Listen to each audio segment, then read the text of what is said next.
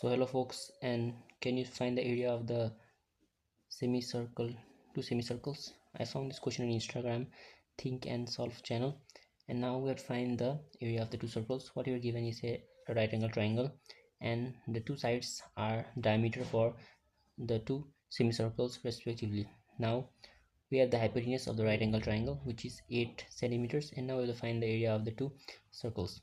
To find it, we must try to find the side or diameter of the smaller circle. So let's first find the area of the bigger semicircle. So for one, the area of bigger semicircle will be pi r square, and now pi is similar, we can write pi and r square, which is the radius square. So it has a diameter of 8 centimeters and its radius will be half, which is 4 centimeters.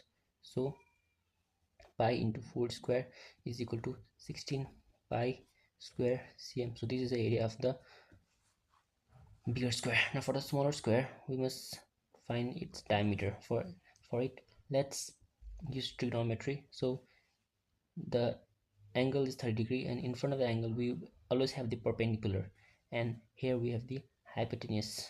So what's the relation between perpendicular and hypotenuse? Yes, you're right, it's sine theta.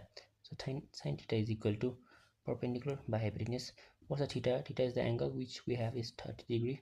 So sine 30 degrees is equal to perpendicular, which you have to find, and hypotenuse is 8 centimeters.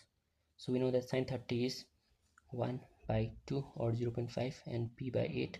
Now we'll cross multiply it, 8 by 2, which will be 4. So p is equal to 4 centimeters. So the total perpendicular diameter of the small circle will be 4 centimeter, and the radius will be exactly its half, which will be equal to 2 centimeters. So area of smaller equals to pi r square is equal to pi into 2 square, which is 4 pi square cm.